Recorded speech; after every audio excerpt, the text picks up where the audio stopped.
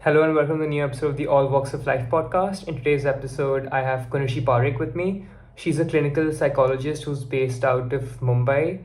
And the topics we covered in today's conversation related to neuroscience, human behavior, and sports psychology, and how we can apply that in an applied psychology setting and help athletes or individuals in their lives. It was a really interesting conversation, in my opinion, because Kunashni and I spoke about topics such as consciousness, which touches upon some of the more philosophical questions in the fields of psychology and human behavior. That was pretty interesting. Moreover, we also went about some of the other things that I am interested in, such as should an individual live or see his life in through a lens of a philosophy, whatever that may be. Other than that, we also discussed some of the other issues that involves sports psychology and how her experience was coaching or rather mentoring a commonwealth winner in chess as well. So I think we had a great conversation. It was just that we ran into some technical issues while recording the episode, so the video format wasn't in the best of touches, and as a result I've reverted to the audio format for this podcast. I do apologize for that.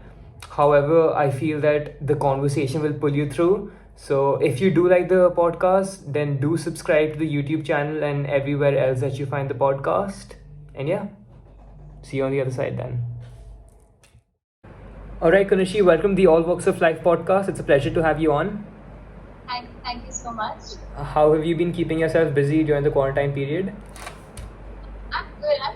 I've been at home like all of us, like everybody else, and have been working on building my network, reaching out to people, talking to different people, trying some online counseling. So yeah, it's been going on. Also trying to cook different things. No, it's always better to hone your skills and just improve your skill set as you can if you have downtime. Yeah, right. Sure, for sure. I mean, so for the viewers, I'd like it if you could give a little bit of what a sports psychologist does. And because I understand that, for me at least, because I'm working in the sports arena, I understand the prominence of the sports psychologist in modern day, but there are still people who wouldn't understand that. So could you just give a debrief of what you would consider a sports psychologist? For sure. So sports psychologist is someone like a mental coach. We have coaches for our physical game. We have coaches, for our strength training in the gym. But to take us from training to becoming a champion in our mind, our mental game, that's where your sports psychologist comes in. Because even the best athletes suffer from a lot of anxiety, a lot of self-doubt, which you try to cope with on your own. But sometimes when the pressure is too much, there's a lot to handle, and you really have to strengthen your mental game. That's when a sports psychologist steps in and makes you the best. Yeah, I mean, I feel that's pretty powerful because, everyone, it's kind of become a fashionable trend that nowadays people would visit the gym to build on their physical strength or make their outer appearance better. As you mentioned, that a sports psychologist can sort of help you with that for your brain, and it's kind of a gym for your brain. That's how I've seen it being described by many people. But there's still that stigma in community saying that if you're visiting or attending a sports psychologist or a counselor, maybe things aren't good at home or things aren't good in your life. So can you touch upon that and these kind of myths and stigmas that people have in modern society about a sports psychologist and their practice, basically? Right. You're absolutely right. The stigma still exists. The stigma around mental health, that if you're seeing a psychologist, there's necessarily something wrong with you. Well, that's not the case. So when it comes to psychology and sports psychology specifically, I like to think about something, in theory, in positive psychology, what we call as life above zero. Right. So if you're just fine, you're just doing what you're doing, life's normal, you're at zero. If you have some mental issues, some mental illness, you're living life in the negative aspect. You're living life below zero. But if we want to flourish, if we want to do really well, that's our life beyond zero. Right. So we seek the help of a brain gym, a mental coach. It's not because you have some mental illness, there's some mental problem. It's because you want to strengthen your mind. You want to go from just doing good to being great. For example, when we go to the gym, if somebody is joining the gym, do you think, are they weak? Are they going to the gym because they're weak? No, they go to the gym because they want to become stronger. So the stigma exists that if I am seeking mental help, there's something wrong with me, which is absolutely not the case. You're doing something to make you stronger, to make you be able to deliver your best performance. Right. Yeah. No, I totally agree with that. So something I wanted to touch upon was that I understand that you're taking this as a profession, but how difficult was it, or how much of a support did your parents push you towards this field? Were they encouraging in you pursuing sports psychology and just clinical psychology as a whole? Can you walk us through that journey? For sure. My parents have been super encouraging all my life. I'm super lucky to have them around. From my very first days as, just playing sports, they would, encourage me to do as much as I can, participate in as much as I can, do my best, give my best. They would personally come and, drop me for training, make sure everything's all right. So they've always supported me in my sports career as well. And later, when I decided to get into psychology, they said, it's up to you. It's follow your passion. We just want you to see you doing the best in whatever you do. So luckily, I always had that freedom to explore what I want to do. So I started with psychology. Initially, I started with, in junior college, 11th and 12th, I got introduced to psychology, absolutely fell in love with it. Then I fell in love with, a combination of psychology and biology. So basically our brain, how it works, how we process information at the molecular level. So what I did next was I did my bachelor's in neuroscience. Right. So I had the complete freedom to choose and decide that, okay, this is what I want to try doing now. And I fell in love with that as well. And then I moved back to a more applicable aspect of psychology. So neuroscience is very research based. So I wanted to do something to work with people. And that's when I got into clinical psychology. And I learned more about therapies, about psychological assessment. Again, I had the freedom to choose to do that. A lot of support. And following that, I decided that, okay, I've done neuroscience, I've done psychology, I have sporting background, I have my training in sports psych. I want to become a sports psychologist now. So I guess when you have this support on multiple levels from multiple fronts, it's easy for you to really pursue your passion. I'm really grateful for that. No, that's pretty interesting because you touched upon pursuing neuroscience, and that's obviously I'm not pursuing neuroscience or any medical field as such right now, but it's an interest of mine because I feel that as society we don't understand anything about our brain when compared to the other parts of our body, or even compared to the outer universe. I think it's a well-known fact that we know more things about our universe than we know about our brain. So I feel that's tremendous, and I feel that some of the work that's being done in the neuroscience sector, and even some of the computational work that's being done on how to understand what's happening in the brain. I'm not sure if you've heard about Elon Musk's recent technological development in something called Neuralink. So he's trying to develop something. Obviously, he said that it'll probably take 5 to 10 years for it to come into fruition. But it's something that will be a device which one can wear basically as a helmet or as a cap, and that will help us basically understand more things about our brain. So how important do you think it is for us to actually work on our brain, because I feel that's the most important part of our body, in my opinion. For sure. So the brain is the very physical aspect of our mind, right? We see this when there's a head trauma, head injury. When there's an injury to your brain, a lot of psychological issues follow, a lot of psychiatric issues follow. So definitely brain health is super important. Right. And this relationship between biology and psychology is a very special one. One affects the other. That's where sports comes in, because sports we always think of as a physical game. We think of it in terms of our physical body. But if we don't work on our psychology, that's going to affect our biology. That's going to affect our physical performance. Well, that's pretty interesting. I know you're kind of working in the more applied psychology sector right now, but so what was my question again? It was more about it's a philosophical question. It's more about consciousness. I was wondering, have you, because you worked in the neuroscience, you've studied neuroscience and you've done psychology as well. Have you ever thought about what consciousness is? Do you think it's something that's inbuilt in us, it's physical, or do you think that it's something that's mystical, or it's something that connects us to a higher being or something? I think it's a great question you asked, Ishan, and it's a question everybody is trying to figure out. There's no answer out there.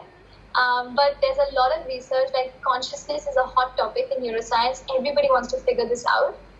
People look at it from a very biological lens. People look at it from a philosophical lens, and people look at it from a spiritual lens. Yeah. So, if you're asking for me personally, I can tell you what consciousness means to me on a very personal level. Right. And for this, I'll have to start with my journey in psychology. Of course. So, when I fell in love with psychology, I had a very philosophical approach. Okay, our mind is like this, our mind is like that. This is how it is.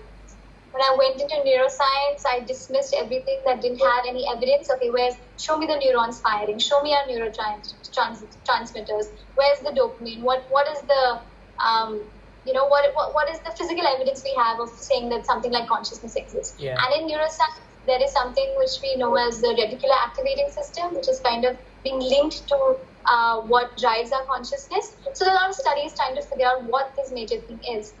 And then when you move on from that, when you kind of understand the limitations we have with science to understand something like this, and now my lens is a more spiritual lens.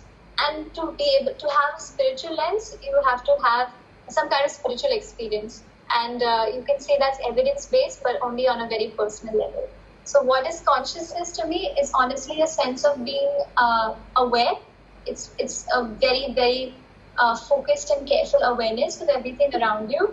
And I used to always, going back to my passion for neuroscience when this started, like if you think about it, I'm talking to you right now. First of all, we're talking like on different screens and different parts of the world, right? Yeah. So that's technology. Is like technology is super cool. Yeah. What's got that technology is us humans, our mind, our consciousness has got that to us. Now coming back to just our conversation, I'm talking to you somehow through some photons and stuff. It's going to you, but you're not only able to hear this different movements of sound, but you're able to make meaning out of it. Yeah. And at the same time, you're thinking of a response and giving it back to me. So this is all happening at such a molecular level that there's just so much going on that we still have to figure out. No, I mean, I find it very interesting. I mean, I've been reading a lot about it, even though I'm more involved in the sports coaching and physical education sector, but it's just something that I think about in the shower, or I think about when I'm in bed, of what actually consciousness is. It's just, as you said, it's a hot topic right now. But in my opinion, at least, if I have to share, because the idea of this podcast is it's more of a conversation than an interview, so we can share things that we may have a common interest in and just tackle hot issues. So in my opinion, it's something that is inbuilt. It's a physical aspect, in my opinion at least. That's because when we take some kind of drug or when we take some kind of substance, then we see a change in the composition of how we may think. When people say that they have LSD drips, or when they do some kind of drug, that takes them to another aspect that they haven't experienced in their day-to-day life. But that's only when they consume that drug. It doesn't happen to us, let's say, in general life. Do you understand where I'm coming from in this aspect, that it's only when there's a stimulant involved that these kind of activities happen? So in that sense, it's physical, in my opinion.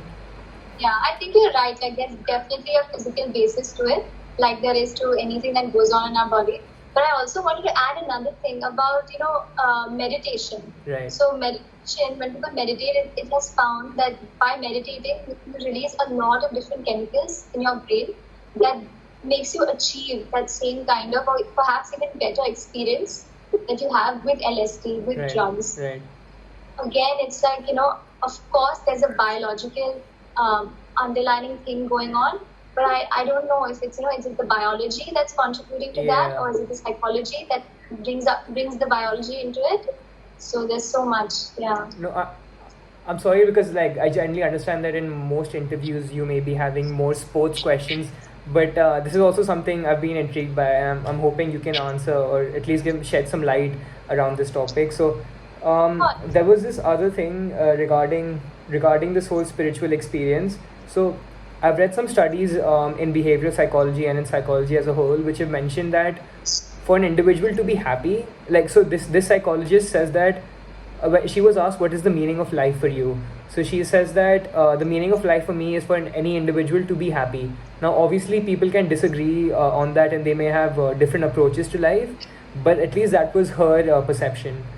And she said that one of the contributing factors to happiness is being religious. Now, it that's a whole question altogether. If you believe in a higher power, or if you are religious, but if one takes forward the activities of a particular religion like Hinduism or Christianity whatsoever, they live a happier life. So, do you have any such comments around this area, or do you feel that one should choose I think, whatever they feel is correct? yeah, I think you brought up a really good point when we talk about, what happiness, what's the meaning for someone's life, and they said happiness, and if you have a religious connection. I think a really insightful thing to look at is like being religious might make you happy, Yeah. but what is that aspect of religion that makes you happy? And what I think is that religion is basically a sense of purpose. Because when you have a religion, you have a sense of belonging, a sense of community, and a sense of connectedness. So that is what religion is giving you in terms of happiness, in my opinion. So if you substitute religion with any other activity which gives you the same three things, I think that thing can give you happiness as well. For example, for since we talk about sports in as well here, if sports becomes your religion, look at a cricket player, right? Yeah. While he's playing, and we describe this in psychology as experience of flow, being totally into the game. Right. If he's in the game, he finds a sense of purpose, a community, and connectedness. That thing you're doing becomes a religion. It might not be a Christian, a Hindu, or any kind of traditional religion, but any kind of activity, the same thing that religion gives you. Yeah. So I think that's what also can give you happiness and a sense of purpose in life. No, I totally agree with that. Where was I going with this? So yeah, uh, it's more about things such as meditation and concentration and all those things.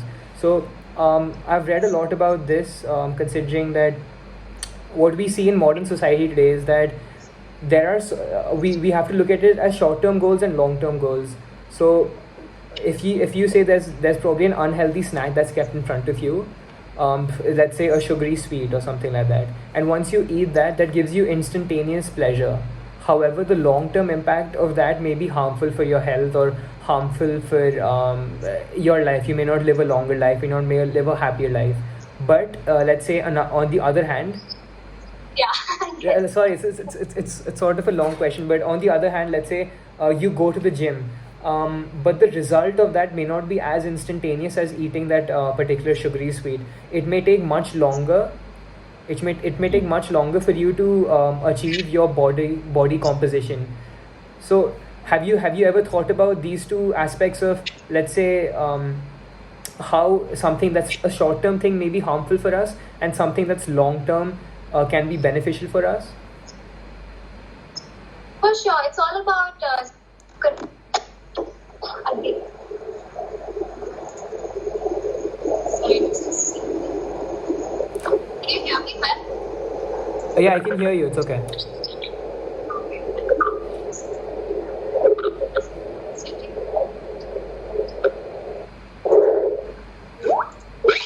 Hi. Yeah, okay. Yeah. It's all about self-control at the end of the day, and this also involves a lot of self-work, self-analysis, and awareness. So if you know very well what something is going to do to you, and you have another goal in mind, it's very easy to stop yourself from doing something. So it's really kind of like keeping back those impulses and just being super aware of what you want to, what future goal you want. So you have immediate and long-term goals, but if you can focus on the bigger picture, it's easier to keep yourself away from all these distractions. For sure. Self-control. Have you ever had any experiences on trying to Um, trying to set goals. Is that what you're coming at? Yeah, like something like you want to do something, but it's not good for you, but you're trying to Yeah. struggle So with that. this I think I'm trying to get better at this now, because my family members are probably annoyed of me by this point, because I try to take a very minimalist approach to life now. So I try to eat only something that's healthy for me, if that makes sense. However boring that might sound, but I understand. For me now, I've been practicing this for a couple of months, even more now actually. So it's kind of become a part of my body, and I've read this somewhere that once you stop eating sugar, your body stops craving it, and I've kind of felt that in my sense. But once I eat that particular sugar, my body kind of needs it. So it is a general drug in that sense. I kind of don't crave it anymore. So I think I'm getting more disciplined with things, but obviously there are distractions such as social media and just other aspects which I'm still trying to get my head around. Kunashi, there's this other more philosophical question that I've been thinking of. Sorry, it's going more in that area, but it's just something. I mean, I'm understanding that's probably a little different to your other interviews that you may have had. The others one probably. Go ahead. Okay, yeah. So it's more about. Have you ever thought about like the aspect of saying the truth or lying to someone? On a philosophical level, how much do you believe in saying the truth, or do you think that it's okay in society to lie? Very moral question. Yeah. Just moral answer. So, honesty is always the best.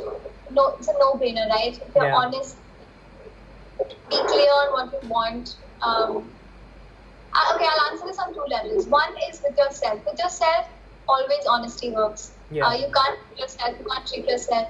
You have to know why you're doing something, why you want to do something, why you did something. Then only you can modify it and figure out, why did I behave like that? Why did I do that? What do I really want? Is this what I want? So when that is clear, I think honesty with yourself is going to really push you forward. With others, it depends on who you're talking about. If it's your partner or if it's like your really close friend, honesty is definitely, or your family members, honesty is definitely like super important tool in maintaining those relationships. But then it comes to certain cases where you know that something will definitely hurt someone, and you can see the consequences of it, and you choose not to share particular kinds of information. So it's honestly being aware of the consequences of the truth in your lives and knowing why you're doing something. And every situation is different. So Yeah, that's if we have to consider a thought experiment, let's say, so for example, we are just acquaintances, right? So I don't know you personally that well, but for example, if we are in a public space, and then you maybe comment that Ishan, you don't particularly smell well today, or something like that. So I may, even though you may be saying the truth, I may perceive it that because it's such a social taboo, I may really be smelling bad for her to actually comment on my smell or something like that. Which in the sense is false, because you may not be looking at it from that angle. So it's a philosophical thread that even though you may have intended to say the truth, it could be perceived as a lie. That's what I have been thinking about. That's what, yeah. That's interesting, for sure. But I think when you look at that, you have to think about why someone like Ishan who receives that comment, why is he receiving it like that? Like why? No, is he- because as I mentioned, like for you to comment on someone's smell who's not a close friend of yours or who's not a family member, that can be taken from me as a social taboo, because generally people who are acquaintances wouldn't comment on something like that, right? So even if you may be looking out for my benefit and saying that you aren't smelling good today, I would perceive it to take it like generally in society people wouldn't say that out loud in a public space until and unless I'm smelling really bad for it to be really commented on, if that makes sense. So what you're saying is that because you think that in society it's assumed that somebody who doesn't know you that well will not make these comments, Yeah, then by yeah, default, yeah. I don't spend that. Yeah. Right. But do you think that there could be a possibility where, say, somebody who you've just come from the gym, or you Right, just right. not even you just walked through a street, you had no idea what was there, and you're carrying this thing with you, and someone makes a comment, somebody you don't know, which is not supposed to usually done, but someone just blurts it out. Okay, they're saying the truth, maybe that's not socially approved, but it comes out.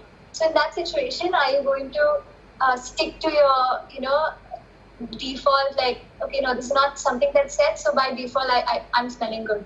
Or are you going to actually smell yourself and analyze that? So that's on you.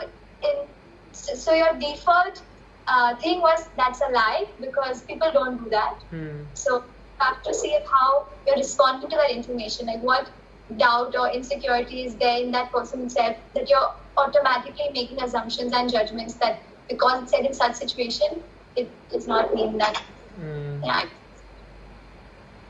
No, I mean it's pretty interesting, because I was exploring this, that I feel that morals and ethics are also something that's a social construct.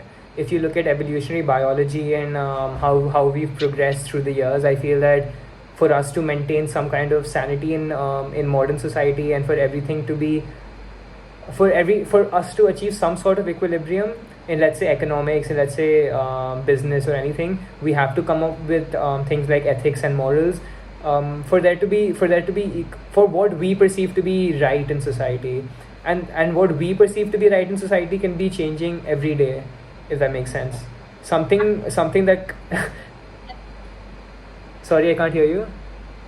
Is it just socially inappropriate, or is it unethical to tell someone that they're smelling bad?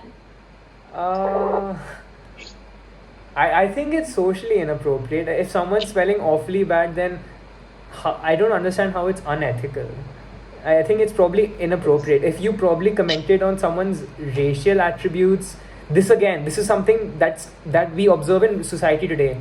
With how woke culture and cancel culture is going about, maybe in the next 2 years, if we comment on someone's smell, that will also be taken as offensive, right? That brings me to the question: who decides ethics? Exactly. Yeah. That's what I was saying. That what we perceive to be right today may not have been right, let's say 5 years back or 10 years back. So it's pretty interesting. Like so, then again, that whole concept of consciousness, of there's this inner thing in our head that keeps telling us this is right, this is wrong. It is because we observe it in society, we observe it in our in nature, we observe it in our surroundings, and that's how we get influenced into thinking that yeah, that's probably wrong, we shouldn't be doing that, if that makes sense. Right. No, I think that's perfectly true. It's about being conscious of what you're saying and how that's being taken and how that affects different things. Something very interesting was that, so you talked about how you perceive it in some sort of spiritual level or something like that. So I was exploring this as well, that how our religious doctrine in, let's say, the Bhagavad Gita or any such religious doctrine of any of these religions have sort of evolved over the years. Let's say in Christianity, homosexuality is a total no-no. But in modern society today, in smaller and smaller sectors, people are coming to say that yeah, that cannot, even if it's written in the Bible, that cannot be true because it doesn't make sense. And we've just observed it right now, because I share an example that as we evolve with technology, we even evolve with our culture and our ethics, if that makes sense. So we get more well versed of what is actually right and what is actually wrong. So it kind of brings us to this whole question that 5 years down the line, or maybe however many years down the line, what will that path be and how different will it look from modern day? So yeah. I think it's a super interesting point that you brought up. Yeah. I mean, coming back to the work you're currently doing in applied psychology, so I can see similarities in like things such as visualizations and goal setting and imagery and all these kind of things, because at university, sports psychology is one of my modules as well, so I'm studying it. So how much of a belief do you have in things like self-improvement, self-actualization, self-efficacy, all the self basically, to improve someone in achieving any goal that might be?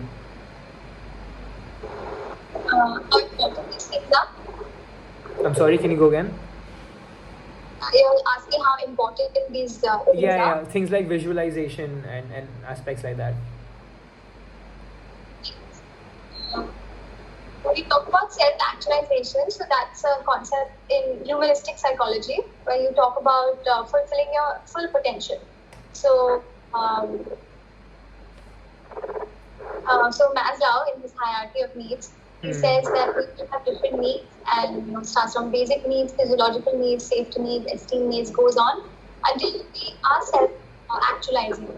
So definitely time for our success if we are, if all other needs are satisfied in terms of social security, food security, social security, then we can focus completely on being our best and doing good. So definitely self-actualization, qualities such as humility, honesty, perseverance, hard work, all these things make you a more self-actualized person and definitely contribute to your success. Self-improvement also, I'd like to talk about self-improvement in the sense that, it's not how much better I am than a point time X, like 2 months ago or something.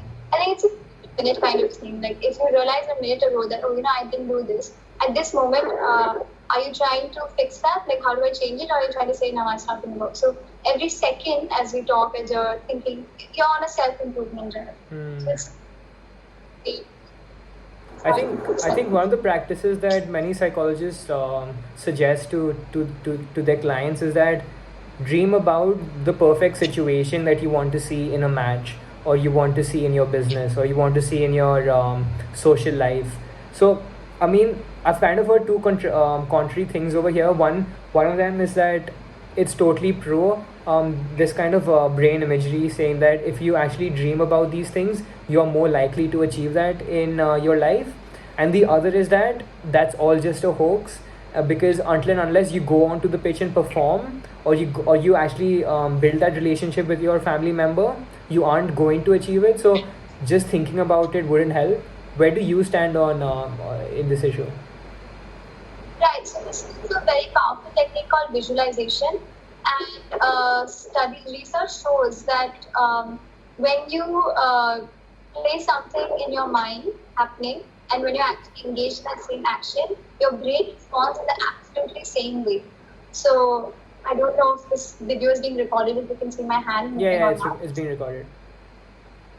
So if I'm going to move my hand like this 5 times, right, some motor cortex area region in my brain is activated based on all these nerves over here, and my planning center be able to execute this. Now if I just stay here, close my eyes, open my eyes, whatever, and visualize the same thing. Okay, my hand is going up and down in that same motion, which you can also remember. Brain studies show, like MRI scans show, that there is no difference in activation in the brain when you're actually moving that and when you're just visualizing that. So your brain makes no difference. So this helps in multiple ways. One is practice. Like for athletes and in general life, if you visualize something happening, right, your body is more ready and receptive to actually act on that. So if you really flooded your mind with a certain kind of thought, certain kind of visualization, it's your body, the imprinting is already done and you're ready to execute that. So that's one, how it helps in practice, helps in strengthening those neural connections on what you actually have to do. So that's a very neuroscience. The second is a more spiritual level, which people talk about manifestations. And again, when it comes to spirituality, it's more about personal evidence, because we're not yet reached to that level where there's published research about these things. So manifestation, when you're constantly using positive affirmations and visualizing a certain thing in your life that you want, like a good relationship or like a big house or something like that, and you constantly do that over time. Personal anecdotes and case studies have shown that you actually end up achieving that. So if, for example, very popular movie and book, The Secret, it gives 100 examples of how someone wanted something really badly, filled their whole day with thoughts about that, visualizations about that, and that manifested. So that's on a more spiritual level. So in both these ways, I think visualization is a super powerful technique. Touching upon the second thing that you shared on the manifestation and just asking something from the universe, because even I've attended something along these lines, and that's what the counselor told me, is that if you manifest every day for a particular thing, some particular material possession or anything in your life, you will eventually get that. But I mean, where was I going with this? I think I've lost my chain of thought. It was more, it was more about, for example, of how we in our brains remember only some information, and that's why when we see a particular instance that we may have seen before, we call it deja vu. However, we do not observe the numerous other things that happen in society, near us, or what we observe, and we don't connect that to a previous experience. So I think I heard this somewhere saying that deja vu doesn't exist as such, because if you count deja vu, then everything would be deja vu, because everything that you experience has been already experienced, if that makes sense. So you can't really, if you are saying something like I want a big house, or I want something like that, you may have also said numerous other things which may be contrary to that, but you will never see the end of that, because that may be a lesser positive, or that may be an evil thing, or something like that. Does this make sense where I'm going with this? Yeah, I'm not so sure about deja vus. I don't really have much to say about that, but I definitely think like where you choose to focus, like to focus on things that are going good, or to focus on things that are going wrong. That's where it's going to take you in the future. So yeah, I actually much about deja vu experience. Right. No. That's all right. I mean, so moving on into your playing career, like I understand that you're a professional. You were a professional athlete as well, representing India and captaining Maharashtra as well. How was that experience like? And did you, because you said you were studying psychology at high school as well, so did you apply any kind of practices when you were maybe captaining the Maharashtrian team, or any kind of things that you implemented in your personality or your captaincy approach, or was that later that you came about knowing things like this? Yeah, so when I was playing for Maharashtra, when I was the captain of the football team at that time, I didn't know about all these sports psychology techniques, but I think subconsciously I was already putting them into practice. So I remember that we went for our tournament, and at that time I was the youngest person, one of the youngest members of the team, but they had still. Eventually, the coach still decided to make me as captain. So everybody was like, why is this? So there was this, little tension in the team, which, as a leader, you have to resolve and integrate people. So that was a really learning experience for me on how to do that. And second thing is that any challenges that I faced, for sure, like I remember, and any techniques that I applied. I remember that before one of our really important matches against Goa, we were the underdogs during that game, but we still had to go out there, perform, give our best. So I remember, like before the match started, there were these people from the sidelines, and they were shouting. They were saying, "Hey, Maharashtra, ambulance taiyar rakhe kya?" And they were just saying, it's to demotivate India like that. And I remember taking them aside before the match, talking to them, and just saying that you just have to block these things out, focus on your game. I know they are the stronger team and everybody wants them to win, but you give your best, don't let that down, and remember we all are here for each other. So just these motivating things, which at the time I didn't know what kind of techniques or what I was using, but it's just subconsciously. No, I mean that's pretty interesting, because I'm a football coach as well, and so I think I've heard you say this, and I've heard other people in the sports psychology and whole human behavior sector say this, that you shouldn't change your practice to mimic someone. You should always stick very closely to what you believe, what your personality is, what your ideas are, what your values are. So how much, and this brings us to like a very important question. I was recently reading Jean Piaget's work. He's a Swiss psychologist who did a lot of good work, and especially in this sector, of why there is one correct way of playing any sport or anything, or living life in that sense, and that is to try to always be the best. Now, on a self-libertarian level, some would probably argue to say that I don't want to be the best, I just want to win this match so I can win the trophy or whatever. But he says that why we as the general public are so interested in sports is because sports is sort of a miniature form of life, and life is a game, is a series of sports or a series of games. So until and unless you won't show that you're good, it doesn't matter if you win or lose. People won't admire your work. People will probably degrade you if you only care about the result. As a result, you will not be you will not be invited to many more games. You will not win as many titles. Have you read this work, or are you aware of this kind of work that's being done in human behavior? Yes, yes, yes. Like two contrasting ways of thinking. I recently, in another talk I was having with someone, they asked, one of the questions one of the parents had of one of these kids in sports, and they said, tell us, do you think winning is more important or is participating more important? Yeah. And the answer was, and I'll pause on what answer I gave there and think about what I'm going to say right now, because we've had such a we've had such a philosophical discussion. Yeah. What is more important is what is more important to you. So, life, when you ask, like, what is the meaning of life, it's kind of the meaning that you give to it. So, it says somebody, and now going back to the question that I answered in the previous chat I had, what is more important, winning or participating? It depends on who you are and what you want out of it. So, if there's a pro athlete who has set his timetable and all his work hours to just win that gold medal, of course, winning will be very important for him. And he constantly tells himself, it's okay, I'm just here to participate and it doesn't matter. He's going to manifest that, and that's what's going to happen. So for him, keeping that mindset of his purpose is different. Or for someone who goes for a casual league, wants to play futsal once a week, if he constantly thinks about winning all the time, and he's not trained that much, he just had a few practice sessions here and there, and if he constantly thinks about winning, getting scoring like 5 goals against them, 6 goals against them, he's not going to have fun, right? And you'll just get frustrated if you don't win.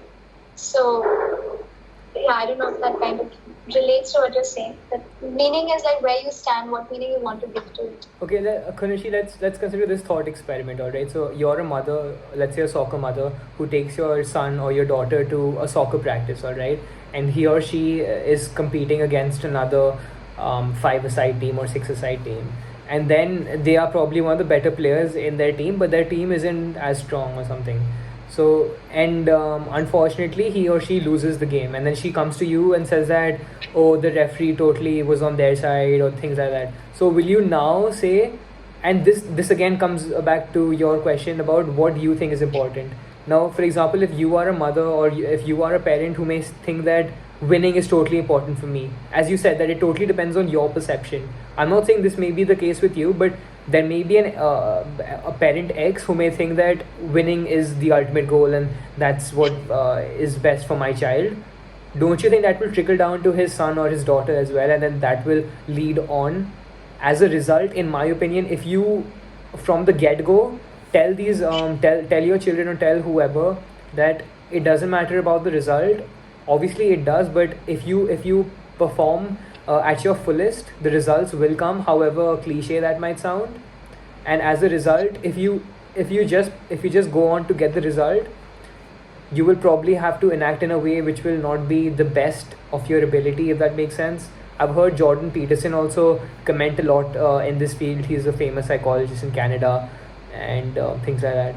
So I think that's so true. Like, it's not just about winning or participating, but at the end of the day, it's about giving your best. So as a soccer mom, if I were to tell my child, I would say that it's, did you give your best? Like, fine, you did not win. You did not win. Are you thinking, firstly, did you give your best? If not, where could you have done better? And finally, it's not about if you won or not, but did you enjoy playing and did you give your best? So for sure. There's this other sub tangent to this. So I've kind of observed in the United States and in Canada, because what they've been doing with grassroots football or grassroots soccer as they call it over there, and I've observed in some European and even Indian setups that they don't keep a score line for these under 5, under 6, under 7 kids, and they just let them play football for, let's say, 15 minutes, 20 minutes, and they just give participation medals to both the teams. They don't have a score line in place. Are you in favor of that, or do you think that the kids should be knowing what they're getting into from a young age. And then I'll tell you my perspective on it, I guess. I think, in my opinion, it's fine. Like, putting so much pressure on winning isn't that important.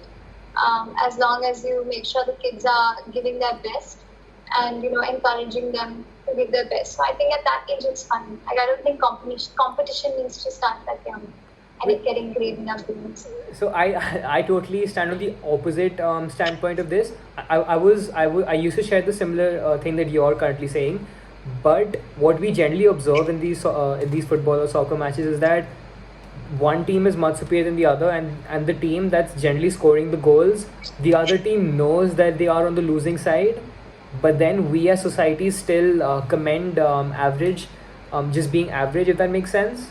And that will generally trickle down to what we are seeing in things like such as woke culture and things like that in modern society. Of it is okay that you aren't in shape until and unless you love your body. I mean, this is probably a very controversial thing, but I feel that there is a reason of how we as society may admire athletic bodies or things like that. So obviously it's wrong to body shame, but you can't just sit on the fence and say that I would not work on it, and I don't expect people. But it's sort of wrong if you expect people to have some sort of affection for you. It's totally alright if there are, but you can't just expect it from everybody, because it's sort of human biology and evolutionary biology why we are attracted to some things and we aren't attracted to some things, if that makes sense. So it's if you don't have the score lines, is from what I'm saying, it kind of plays down into a whole approach of being average all around your life. However controversial that might sound, I generally believe in this whole concept. People may throw the whole thing of capitalism and why we should be more left leaning. I am more left than I am right in a political standpoint, but I feel that unless there are people who aren't working 16 hours a day, we as people will not be able to complain about the little things we care about. Because I feel that in society, the people who are more left leaning than right are of very upper class backgrounds, if that makes sense. I understand what you're saying. So many different things. Yeah. I'm just trying to think that if there is somebody who, say you win, okay, say you take part in a tournament where you know you're the best, and you win that game, but you've given 50%. Mm-hmm. Are you be happy? Wait, so you're saying if I take part in a tournament and I only win 50%? Or what are you saying? 50%, but you win. I'm sorry, I didn't get. Can you repeat the question? So you take part in a tournament, you give your 50% best. Okay. Right? But you win, because competition isn't that strong. Right. I don't agree with that at all. I feel that okay, if I'm observing on a professional level, because I'm a Liverpool supporter, and Liverpool have to compete on several fronts, be it the Premier League, be it the Champions League, and the cup competitions, then I sort of understand the whole concept of resting players in one game and maybe putting a stronger side against another opponent, which again puts us into a whole philosophical question of if we can downgrade one opponent for another, or if we should not have a full strength in every match, because if we don't, then those players won't improve. But I generally feel if you are on that level, then you should be looking at that things. But on a grassroots level, you shouldn't be aiming for 50%. I think you should be going for 100, if not 110% every single game, because grassroots setup as a coach is where you develop your skills, where you hone your skills as a 5-year-old, 6-year-old, whatever your age is. And then if you make it professional, if you make it into the professional side of things in football or any other sport, you can understand things like gamesmanship, which I'm not in favor of, but I understand why some may approach it like that. So yeah, what are your thoughts on gamesmanship? What do you mean exactly, like Gamesmanship would be like, let's say, okay, so do you know what a tactical foul is? Like, for example, let's say I'm winning in a football game. I'm the coach of one side and you're the coach of the other side. I'm winning 2-1, and I don't have any yellow cards in my team, and it's the 85th minute or something. So I will say that I'm in possession of the ball at most times, but I know that you may have a threat on the counter attack. So whenever you have a chance of a counter attack, I will just tell one of my players to pull your shirt or something like that. So we get a yellow card. But the next time you do, when you have a counter attack, I'll tell the other player to do a yellow card or things like that. So in that sense, it's called gamesmanship in the sense that you're using loopholes in the system to get your victory, or it's things like wasting time, or it's things like I don't know, maybe keeping it on the corner flag when it's the 89th minute or something like that. Some may totally disagree with that because they aren't winning the right way, if that makes sense. But some may, who may believe in a result, may say that if it only matters about the trophy, then might as well.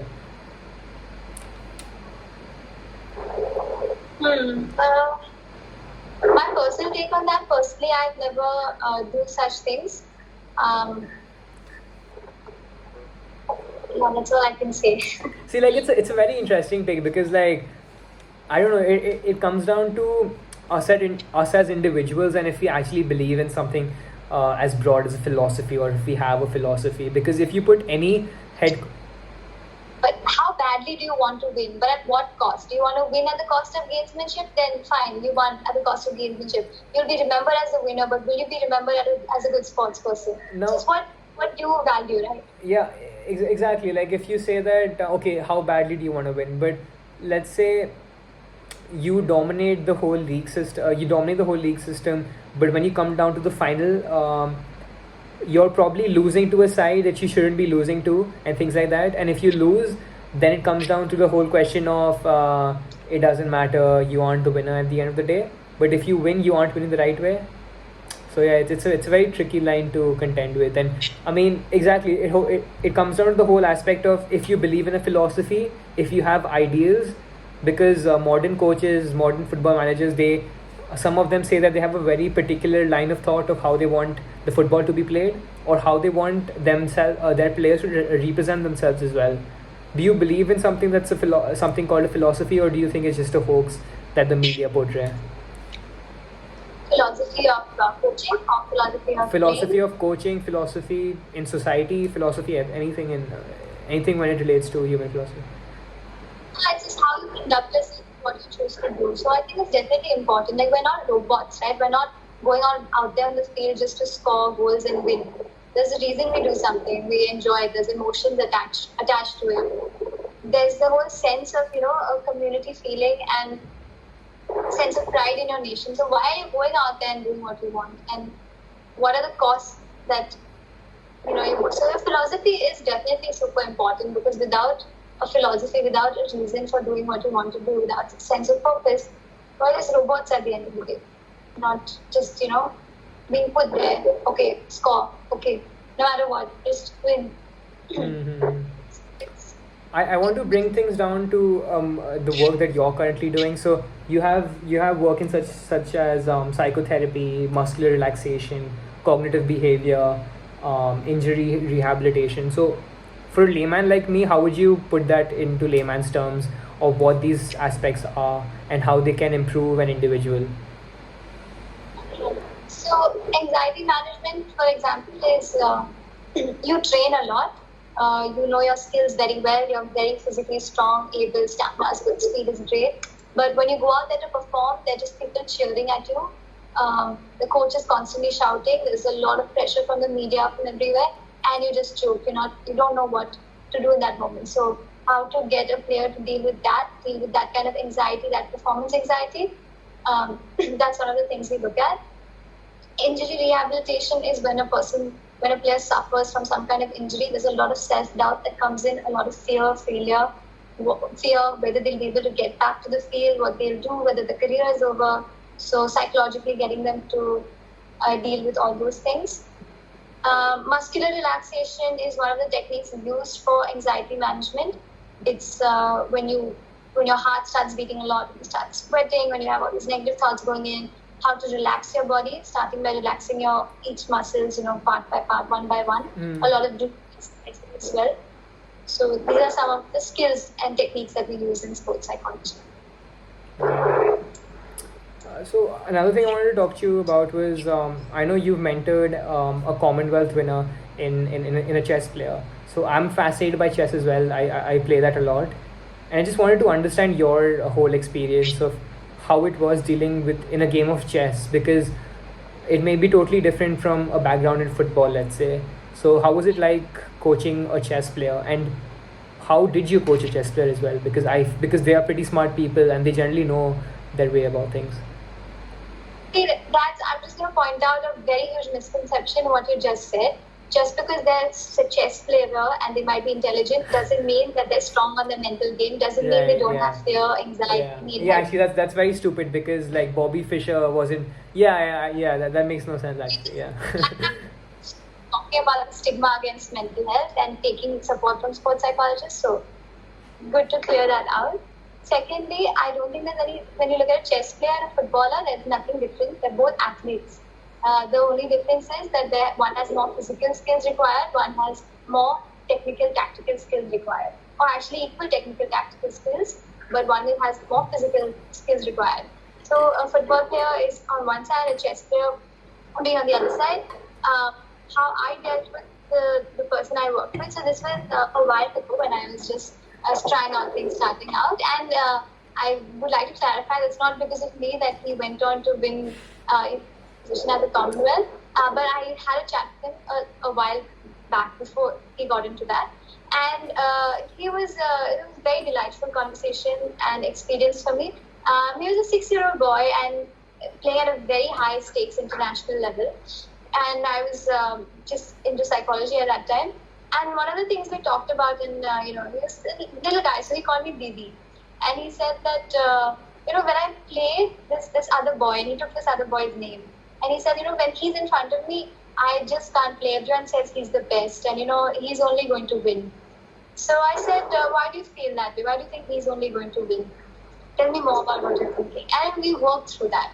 And eventually I helped him to think of it in such a way that no matter who's in front of you, no matter who's playing in front of you, think of them as just an opponent, not this person or that person with this much experience, with this many achievements. Just think you're playing against a robot, for example, or somebody else. That will help you keep all the emotions aside, all the fears and pressures aside. So this is one thing that we worked with, and then I saw him go for the tournament, try this out. When he came back, and then he said that when you're playing now, I just thought it was just somebody else, some other person, and that helped him not become anxious in that situation. That's one of the small tips that we used. So obviously, like playing chess or doing your skill in a particular sport is important, but let's say when you're sitting face to face, as he mentioned that he was maybe a little scared of his opponent in a way. So I mean, you can seek comparisons to, let's say, poker or something. So how it's very important to be, as you said, emotionless, like be like a robot in that sense when you're actually functioning. So this brings me to, I'm not sure if you've seen this documentary that's been going about on YouTube recently. It's called AlphaGo.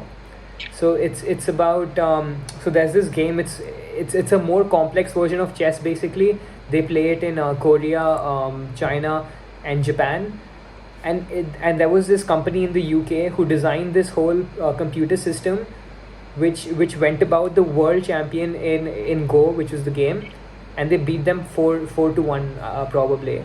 And the world champion said that he wasn't able to compete with him because obviously it was a computer and a very advanced computer, but because he was emotionless, because generally one of his tactics was he used to always look up to his opponent's face to sort of gauge what the opponent was trying to do, maybe in the next step, or getting some kind of perspective on his skill set. And he said that was totally not available to him when he was playing a computer. So is that what you have to achieve basically when you're playing a particular sport? Yes and no. I wouldn't say emotionless.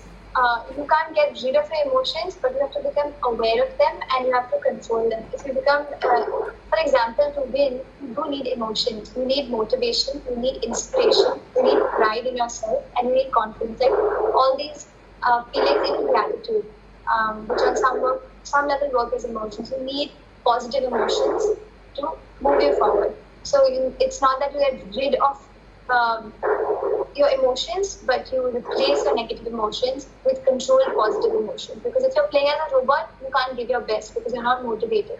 Like you put because we're human beings, right? If you program a computer that if X happens, do Y, if Y happens, do X, like they'll go and do it. But as humans, we are emotional bodies. We can't pretend that there are no emotions going on. And if we try to become emotionless, it may or may not work in our favor. It may work for some people, but I am strongly in the belief that using positive emotions to your advantage will push you forward. Like if you're playing a match and you think about your country and you feel that pride, it's going to motivate you to keep going on even when you're super tired, something like that. So those emotions are helpful. Just something to consider about this is that, for example, if you're saying that you have to sort of find a balance, I think you have to sort of find a balance, because if you say that all those things are obviously great, that if you're thinking about your country, or if you're thinking about someone you're actually representing or you're playing for, then it can obviously act as a booster when you're actually going out onto the pitch or playing the game. But don't you think it can sort of be on the contrary as well, on both sides? So if you are taking something as a pride, that could maybe make you too excited to play the game, or too motivated to play the game. Or if you're too depressed, then you may not be able to give your fullest. In that sense, I'm saying to be emotionless. Obviously, to achieve that sort of no emotion state is probably very difficult, if not impossible, for us humans. But that's what my general idea was. I mean, You're right. yeah. Moving on. So I understand that in your practice, in applied sports psychology and applied clinical psychology, you consult with teams and individuals, as you mentioned, the chess player. So how much of a difference is it when you're, let's say, counseling a chess player, or even an individual, any individual sportsman, or an individual sports coach or something, and when you're, let's say, talking to a team? Because I'm a Liverpool fan, and Jurgen Klopp, who's the head coach of our club, he says that one of the positive things that's happened is bringing a sports psychologist in, and in those sessions, that sports psychologist is only talking to the 22 boys. He's outside in his office doing whatever other work. He leaves the sports psychologist to the boys. So do you have tad bits like that, or how do you go about in your practice? So when you compare individuals versus teams, how you go about it is like the core principles in sports psychology are the same. Building confidence, building concentration, anxiety management, working with them is the same. But in terms of working with teams, there's additional stuff that you have to consider for teams. You have to also work on their team bonding, their team building. Yeah. You have to make sure that players know each other, respect each other, and there's communication going on. So as a psychologist, you can be talking to them individually, but you also have to address them as a group, motivate them as a group. And it can't be you just going there and, talking to them, giving them information, giving them pep talk. You really have to make them work, make them want to work, and make them want to work with each other. This is a difficulty in team sports. Yeah, I mean, that's very interesting to explore here, like the fact that when the concept of team bonding, basically. So like we can see this in teams who spend a lot of time together. So let's say the Indian cricket team, or let's say like the Liverpool example as I gave, because that's the sport I generally watch. So they said that they are basically like family, because they spend more time together than they do at homes with their, let's say, kids or their wives and things like that. So it's very important for them to get along, basically. So obviously a coach may, or someone external may instill a way that would probably result in them getting a win or two here and there. But when you're looking for consistency, when you're looking for making great sides, making a great championship sides, I feel it's totally important to have some sort of community feeling when you're together. Does that make sense? Yeah, I can relate this to my own experience as well. When I played for the Indian team, I thought that at that time, bonding was so important. There were so many factors that came in the way which came in the way of our team communication, and if we had that, be a much more experience at that level, playing at that level. So there's a lot of experience that I got out of in terms of team communication, team bonding, and team building during those days of India camp and football. If you see the movie Chakti India also, you'll see how bringing the team together was such a crucial aspect to get the sport going anywhere. Yeah, that's totally correct in my opinion, at least, and that's what I try to achieve when I'm working with a group of boys, and if I've been working for them for a long time. obviously to maintain a professional distance, because this is also another thing to explore. Like being a coach, you always have to treat them with humanity, and always treat them as maybe they are one of your own. They are maybe your sons or your daughters. Be really close to them, but also maintain professional distance, which which is correct to get results, or which is, I mean, in the sense that if you can never shout at them, then you will never be able to get results out of them. So, in as a captain in, let's say, cricket, or as a coach in football, how important do you think that is, to find a balance, basically, of being their best friend as well, but even being someone who can give them a word. Yeah, that's a very balance. You have to maintain that professional boundary. You can't become their best friend because they have to respect you. They have to listen to you. At the same time, you don't want them to be afraid of you. If there's something going on, you want them to come and tell you. So you should ask one of the best coaches how they do it, because I mean, this was one of the conversations I was having with another fellow coach of mine. He says that when we look at technique of us coaches, there isn't a lot of difference when it comes to, because yes, of course, they are managing professional sides and things like that. But when you are managing a professional side, there's very less technical things you have to look into, and you're more of a mentor or a father figure, or a woman figure when you're actually there, because it's more your interpersonal skills with these people that sets you apart, and that gives you these big money that these managers or these coaches earn. It's because of how they go about things in their management, and totally everyone has a different approach. As we mentioned, it totally depends on your personality and how you bring things out. So true. I think psychology is super important for a coach as well. Like everything you do, you're seeing psychology all the time. Right. Yeah. I mean, there was this other thing, because you were a goalkeeper when you were representing India in Maharashtra as well. One thing that I always and it's always something that's brought about in sports psychology examples is the case of a penalty. So let's say when there is a striker in opposition to a goalkeeper, and it doesn't matter how many times he may have practiced, but when there is a full crowd that's behind him, and encourage and maybe probably pulling his leg or something, it becomes very difficult. It feels like the ball is so much heavier, the technique gets lost. So can you talk about that? Because So, what would you like to talk about? The whole situation of a penalty kick, basically, between a goalkeeper and, like, let's say, a striker, and what kind of how can you perfect the best penalty kick, or save a penalty in that sense? So, as a striker, you just want to have a lot of confidence in yourself, right?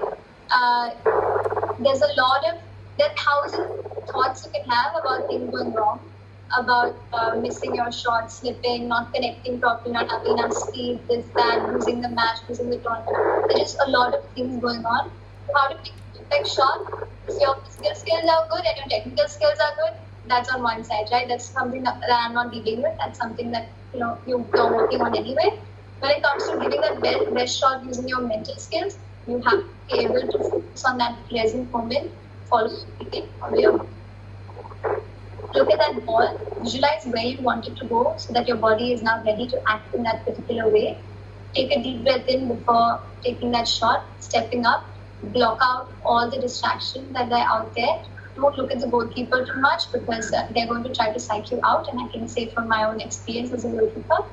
And stay focused. Just go take that shot as if it was any other penalty you're giving. If you're going to think that this is the World Cup penalty I'm doing, everything depends on this, you're going to mess up. Just another shot that I'm practicing, I want to get it in, I will get it in. And you go do it super calmly, super coolly. That's the way of perfecting the best shot, in my opinion. And when it comes to a goalkeeper, how to do your best, literally the ball is not in your hand, the ball is with the striker, and it can go anywhere.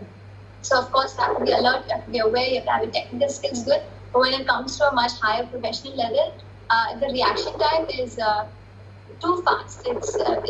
It's very difficult to dive and save the ball when that professional level is coming with so much speed and skill. So the best thing you can do in that moment is use your psychological skills to psych the other player out And something that I've done, I remember in my penalty situations, wasting time, putting my gloves, putting them back on, jumping on the bar. So using a lot of distraction. And so while the striker is trying to not think about you, not think about anything, you're constantly putting thoughts in his head of distraction. If you're distracting him, he can't visualize. If you're distracting him, he can't follow his breathing and focus on that ball. So that's as the goalkeeper. Because as a goalkeeper, you can stand and not move and still save the penalty. Yeah. It's so different psychological tactics. Something, there's this very interesting perspective I've heard about the whole concept of penalty kicking. And so this individual says that footballers aren't really made for penalties, if that makes sense. However bizarre that might sound, because we may associate footballers with kicking a ball. It's very natural to them. But he said that footballers are so always active, they are always running about, they're always trying to press opposition, they're always trying to get the tackle in or shoot the ball, things like that. When you actually put them into one particular sport and just have them to have one skill that they have, it's very difficult for them. So they said that what you actually want is a golfer to be taking a penalty, because a golfer trains all his life just to perfect one particular shot, or he just trains for one particular shot that he has to do in, let's say, a day, or let's say in an hour's time. And he says that that's the sort of concentration you need. So for a striker or for anyone like that, it becomes very difficult, because you're constantly moving, you're constantly thinking about the next move, so you can't make your focus in one place. Do you agree with that statement? Yeah, I do. I think but not necessarily that a golfer is needed. I think the beauty about football is that while it's a dynamic game, it has those moments where you have to completely concentrate and focus. A golfer needs to do that in every shot, but a golfer doesn't need to run around and play a dynamic game. Football, so it's a really good opportunity to be able to perform in both styles. And if you say that, footballers not meant to take a penalty kick, well, in football, we also have a lot of set pieces. We have corner kicks. We have free kicks. Are you going to take out free kicks? Are you going to take out corner kicks? No, it was only like a thought experiment. He said that obviously we can't take things out of the sport in that sense, but it's just that for strikers to convert more shots into goals, they should have a mindset of a golfer, is what he came in from. That's what he said. But another idea I want to explore here is that, because I was a goalkeeper as well when in my playing days, and obviously you've represented India and Maharashtra.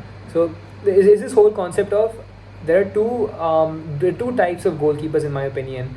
I think there's one type of goalkeeper who, if he's always or if she's always in the limelight, if she's always saving shots, then she's great. She's probably like the best player in the team.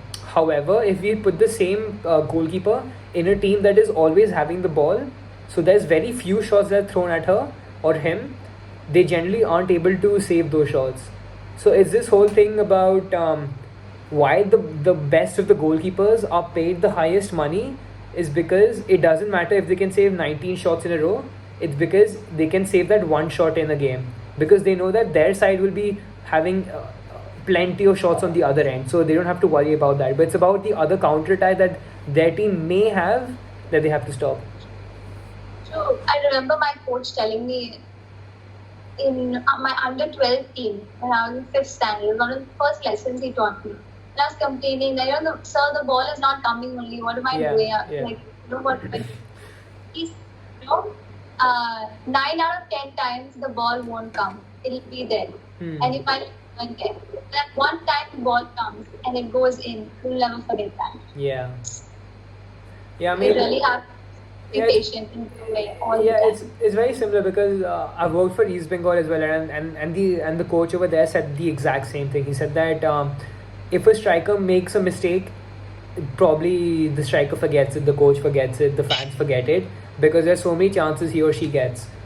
But a goalkeeper cannot have that opportunity, because it costs. It goes onto the scoreboard. It counts. It costs the team in some sense. So I think that also plays a role, and in that sense, that's why many of the goalkeepers and defenders represent the teams as captains, because I feel that it requires a lot of mental ability for one individual to, let's say, take all that pressure in, even some may say that they maybe aren't the most technical players in the team, but I feel that being on a mental standpoint, they are probably the most important. Yeah, I think the ability to take responsibility of the whole team on your shoulders is one of the biggest aspects of the goalkeeper. That you know that if something goes wrong, it's going to affect the whole team, and still get willing to put yourself in that position and give your best. It's commendable for any goalkeeper to Yeah. take. Yeah. Well, I love goalkeeping. It's always drawn me. I've always wanted to be a goalkeeper since I was young. It fascinated me. I love diving, first of all. right. I just love that thrill of, when the ball's coming, to just go all out and just say it's mine and just keep it somehow or the other. Are you following the whole football landscape in India right now? Do you follow football closely? Not that closely, but I keep myself aware about things that are going on. Right. Well, Kunashi, it was great time speaking to you. I think we've tackled onto some really great issues, philosophical and more into an applied psychology sense. So I had a great time conversing with you, and I hope it was slightly different to the other conversations you have. Obviously, we'd have a few questions on sports psychology, but even things on religion, spirituality, and just how one individual may live his life. So if the viewers would like to connect with you, know more of the work you're doing, where can they find you? And if you want to plug anything, basically. Sorry? If you want to plug anything, or where the viewers can find you or your work, your social media, feel free. Yeah, guys, thanks for listening to us. I really enjoyed having this conversation with Ishan. It's so super different and philosophical, and I absolutely loved it. I love talking about these things. And if you want to get in touch with me, follow my work, you can check out my website, which is basically my name, www.kunashni.com. I'm sure Ishan will put the link up there. All the show, it'll be in the show notes. And all details are there. Feel free to contact me if you want to work on your mental game. Right now, I'm doing some online counseling for players, so you can always get in touch with that, or just have a chat or talk, connect in any way. And, just have a nice day, guys. Thanks. It was great speaking to you, man. I feel that maybe sometime after quarantine, whenever you're in Delhi or something like that, we can definitely meet up and have this once again, I guess. So yeah. For sure. Yeah. Thanks for this. All right. See you.